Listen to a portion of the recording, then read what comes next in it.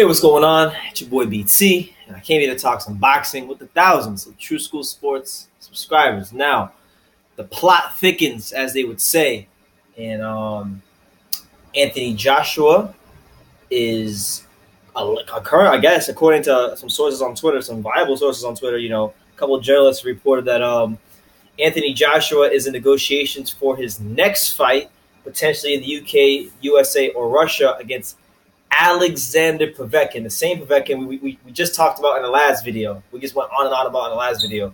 Now that's one thing I want to talk about, but the whole one of the things I want to talk about in this video was the fact that, like, okay, we went on about the Povetkin Wilder case, and in that video I mentioned, Wilder was willing to take $5 million to fight Povetkin in Russia, but he wouldn't take the 12.5 to fight Joshua for undisputed, right? So it's all connected, Wilder won't fight Joshua. Wilder wouldn't fight Povetkin. Joshua's mandatory, now negotiations of a fight. So I guess it'll kind of be just all intertwined, I guess, like I say. But no. So, yeah, no. Alexander Povetkin and Deonaty Wilder were supposed to fight in 2016. Wilder and his team lost the purse bid. I think they put up like $7 million, $7.15 million. Wilder was supposed to get 70% of that, so he was supposed to get roughly $5 million out of that fight, and it didn't happen. And now Povetkin's kind of things have kind of turned in his fortunes. He won the court case, thus far they still got to appeal, so it's not done yet, but. They ruled in his favor, and on top of that, he's now the mandatory for the same guy that Joshua is like pretty much heavyweight legacy hinges on beating, which is Anthony Joshua. So now you find a very interesting situation where, one, if Wilder really wants a Joshua fight, he's gonna have to do two things he really doesn't want to do. One, he's gonna have to pay Alexander Povetkin and the WBA step-aside money, so there's that. And then he's going to have to accept whatever it is whatever Eddie Hearn offers him and whatever his team negotiated. And as of right now, that's the $12.5 million flat fee, which would be a career-high payday for him. So it was just interesting because he's going to have to, if he really wants that fight next, he's going to have to pay the step-aside money to take a fight with Joshua that will be a career-high payday. And then on top of that, he's going to have to take a portion of whatever he makes for the Joshua fight. And actually, no, I'm wrong because the $4.3 million is already held in escrow. So no, he doesn't have to pay anything. So I'm wrong about that. So scratch that. But regardless of the fact, if he really wants to fight Joshua in the immediate future, he's gonna have to actually, ironically, go through Povetkin, who he already kind of took an L. He would have taken an L to him in court, and now he hasn't taken an L in the ring, but he's definitely taken him outside the ring because Povetkin's now on the way of a fight because Povetkin was already the mandatory. He's coming out the heels of that really good win against David Price, which, by the way, he did have to take that fight. I just genuinely believe that Alexander Povetkin is a smart fighter and knows, hey, I'm 38 years old. At my advanced age, I need to stay active, and fair play to him. He's done a great job of that for his entire career. He's, I think, the last 4 or 5 years, 4 out of the last 5 years, he's had at least 2 fights every year. So, when you get to that top level of boxing, it gets harder and harder to maintain that kind of activity. And he's done it, man. And honestly, too, I think a Povetkin Anthony Joshua fight, they're not going to make the Wilder fight, which is obviously what we all want to see. I'm not against this fight either because, honestly, Povetkin, his only loss of his entire career was to Vladimir Klitschko, right? And honestly, it was one of probably Vladimir's worst performances of his career, honestly. It was a foul-fested performance, excessive clinching and all that stuff. It wasn't Vladimir's, best work. You're not going to take the time to go rewatch that fight. It wasn't that level of a fight in terms of performance. But his only loss is to an all-time great heavyweight. But outside of that, when you look at the names he's fought and beaten, it's really his body of work is really good at heavyweight. He's beaten the likes of Chris Bird and, albeit older guys like Chris Bird and Larry Donald, but still good names. Chris Bird, Larry Donald. He beat an undefeated Eddie Chambers. Good veteran kind of heavyweight fighters like a Cedric Boswell, beat Hasim Rahman towards the end of his career, beat Marco Huck. Marco Huck moved up to heavyweight. Andre Warzik, who's all right. Manuel Char, who's been around for a while. He knocked out Carlos Takam cold, something that Joseph Parker and Anthony Joshua both failed to do.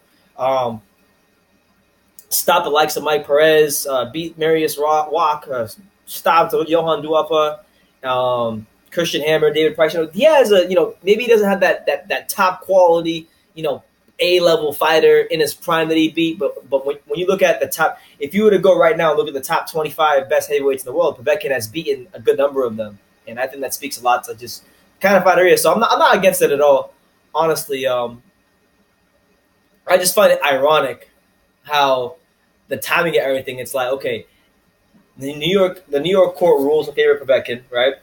And then Wilder, and then now Povetkin is the mandatory, or he's been the mandatory, but now they're negotiating the actual fight. It's one thing to be the mandatory, but now they're actually going through the actual negotiations of making the fight happen.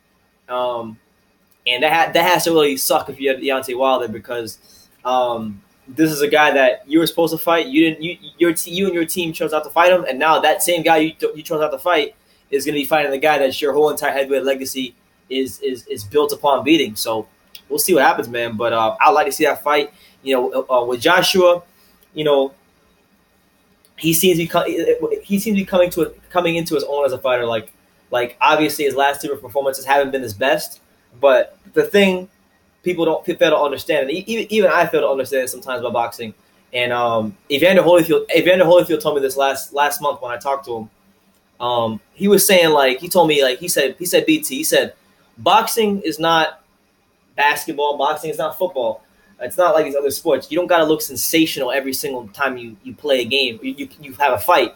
But, boxing is about just being that much better than the guy in front of you. It's a one-on-one sport. So being that much better than the guy in front of you. So you could fight a journeyman heavyweight that you're supposed to look sensational against and not look sensational against him, but you might still just look that much better than him. And then you might fight a guy who's the number one contender or the lineal champion, but you're still going to look that much better than him. So the whole thing you're trying to emphasize to me was, on a fight-by-fight basis, it's not only about looking sensational, because that's unrealistic. No fighter in the history of boxing looks sensational on a fight-by-fight basis. I can tell you, I can pick so many fights right now. I mean, Muhammad Ali. There's fights in his career, and I'm talking about young in his career, where he did not look sensational. Like before he fought Sonny Liston the first time, he fought Doug Jones. He looked like garbage against Doug Jones. People thought he lost to Doug Jones. I thought he lost to Doug Jones.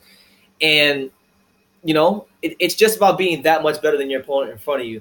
And I think that's what Joshua in his career, he's matured to the point now where he's learning how to do that. And that's when you start becoming a great heavyweight. That's when you start becoming a great fighter.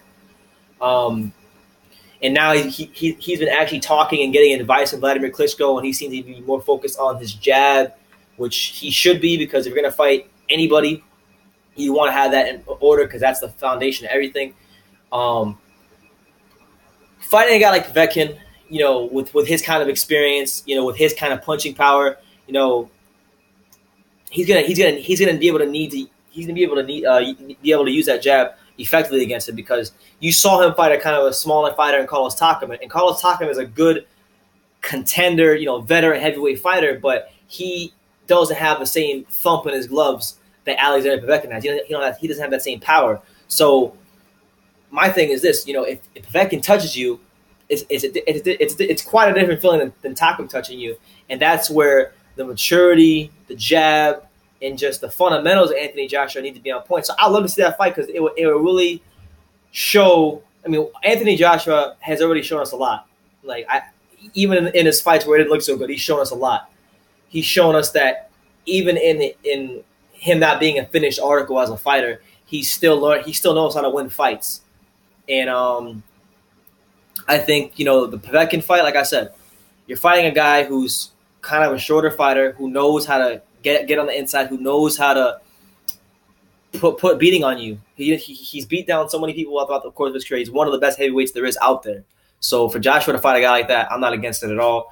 And if Wilder wants to make that fight happen, then pay the men the step aside money to the WBA and take whatever Eddie Hearn offers you, because whatever Eddie Hearn offers you is a career high payday by a massive margin.